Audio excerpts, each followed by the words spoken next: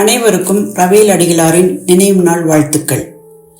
நற்செய்தியை அறிவிக்கவும், நலவாழ்வை பலப்படுத்தவும், நலம் தரும் செய்தியை உரைக்கவும், விடுதலையை பறைசாற்றவும் வருவோனின் பாதங்கள் மலைகள் மேல் எத்தனை அழகாய் இருக்கின்றன. இறைவாக்கினர் ஏசாயா 52:7. மத மாற்றத்தை அல்ல, மனமாற்றத்தையும் மக்களின் சமூக வாழ்வியலில் புதிய புரிதலையும் உருவாக்கி உண்மையான சுதந்திர காற்றை சுவாசிக்க வைத்து மனித மாண்பினை மக்களுக்கு உணர்த்தி அனைவரும் சம உரிமையை தமதாக்க தன்னையே வேள்வியாக்கிய நமது தந்தை எசையா இறைவாக்கினரின் சிந்தனை துளிகளை சரித்திரமாக்கினார். பல மைல்கள் கடந்து கற்பனைக்கு எட்டாத வளர்ச்சியை நாள்தோறும் கண்டு வருகிறது நம் காணிக்கை அன்னை கன்னியர் சபை. நாம் சபையில் காலடி வைத்த நாள் முதல் நம் எண்ணத்திலும் வளர்ச்சியிலும் இறை தாக்கத்தை வித்திட்டு அன்னை மரியின் அரவணைப்பிலும் அசிசி அண்ணலின் பாதுகாப்பிலும் தொடர்ந்து பயணிக்க, பலன் கொடுக்க நமக்கு ஊக்கமூட்டி நம்முடன் பயணிக்கும் சமாதான தூதுவர், கலங்கரை தீபம் நம் தந்தை லூயிஸ் ஜோசப் ரவேல் அவர்களின் அருமைகளை இந்நன்னாளில் எடுத்துரைப்பதை என் கடமையாகவும் கிடைக்கப்பட்ட அரிய வாய்ப்பாகவும் எண்ணி பெருமிதம் கொள்கின்றேன். வளர்ன் என்னும் குக்கிராமம் கண்டெடுத்த அற்புத முத்தான இவருக்கு எங்கிருந்து வந்தது இந்த ஞானமும் இறைப்பற்றும்? அன்னையின் மடியிலும் தந்தையின் தாளாட்டிலும் வாழ்வின் மதிப்பீடுகள் வரையறுக்கப்பட்டன.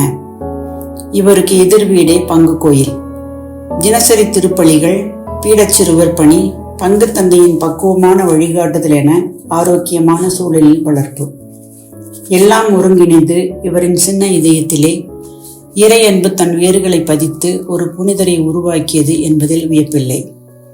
நல்லதொரு குடும்பம் பல்கலைக்கழகம் என்பதற்கு எடுத்துக்காட்டாக விளங்கிய ரவேல் குடும்பத்தில் சிறுவன் லூயிஸ் ஜோசப் கல்வி கலைகளிலே சிறந்து திருநெறி செல்வனாக உருவானார்.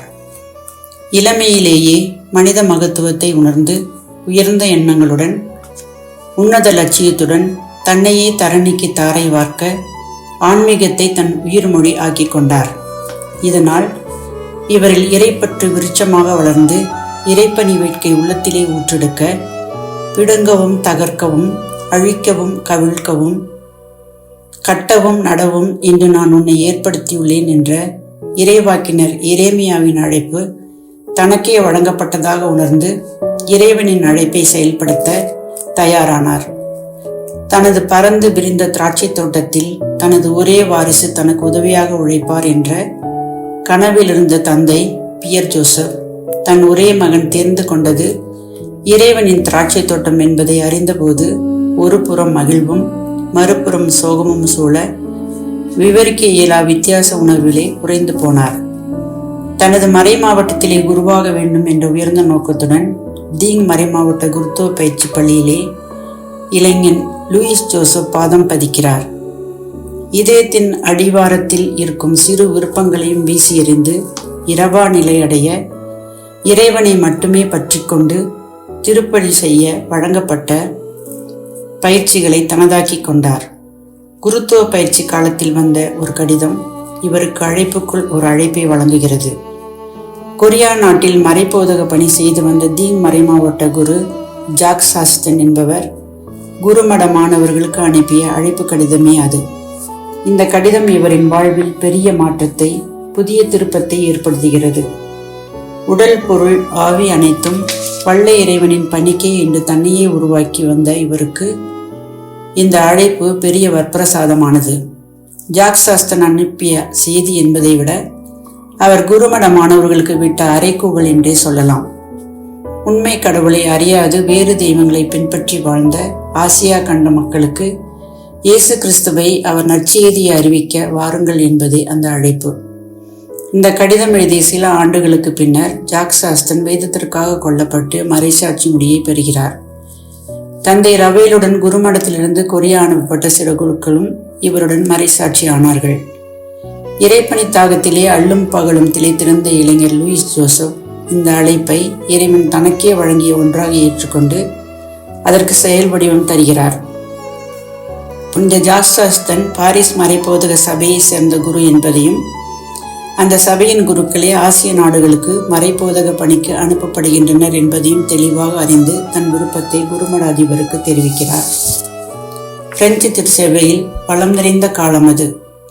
நம் தந்தையின் விருப்பம் எளிதாக ஏற்றுக்கொள்ளப்பட்டு அனுமதி வழங்கப்படுகிறது.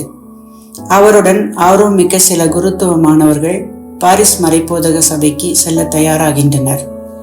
தன் பிள்ளை தங்களுக்கு அருகாமையில் திருப்பணி செய்வதை கண்டு மகிழ்வுற நினைத்திருந்த பெற்றோருக்கு இச்செய்தி பெரிய அதிர்வியை தந்தது. பாரிஸ் மறைப்போதக சபையின் பயிற்சி பாசறையிலே தீவிரமான பயிற்சி. தன்னையே முழுவதும் ஈடுபடுத்தி உருவாக்கி முழுமை பெற்று விண்ணகத்திலே தன் வேர்களை பதித்திட்ட இந்த கற்பகத்தரு தன் இறையரசின் கனவுகளை நனவாக்க பலன் கொடுக்க புறப்படுகிறது.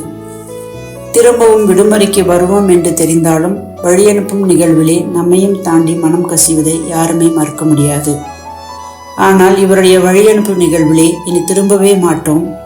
தாய் மண்ணை மடி சுமந்து தாளாட்டிய அன்னையை, தோள் சுமந்து வளர்த்த தந்தையை, கரம் சேர்த்து உடன் வந்த சகோதரியை, சூழ நின்று வழியனுப்பும் சுற்றங்களை இனி பார்க்கவே முடியாது என்ற இவரின் நிலையை கற்பனையில் கண்டாலும் மனம் நெகிழும், கண்ணீர் சுரக்கும். 6 மாத கப்பல் பயணத்திற்கு பின் தமிழ் மண்ணிலே இத்தவப்புதல்வனின் தங்க பாதங்கள் தடம் பதிக்கின்றன. இது தமிழ் மண்ணுக்கும் தமிழக திருச்சபைக்கும் கிடைத்த பெரும் பேறு என்பேன். புரியாத மொழி, தெரியாத முகங்கள், ஏழ்மை, வறட்சி, கீழ்வர்க்கம் மேல்வர்க்கம் என்ற இணையாத இரு கோடுகள் என எல்லாமே தாம் வளர்ந்த வாழ்ந்த சூழலுக்கு வேறுபட்ட ஒரு முரண்பாடான கட்டமைப்பு. இந்த கலாச்சார மாற்றங்களுக்கு ஏற்ப ஒருவர் தன்னை மாற்றி தானும் அவர்களில் ஒருவராக மாறுவது என்பது ஒரு பெரிய வேள்வியாகவே இருந்தது.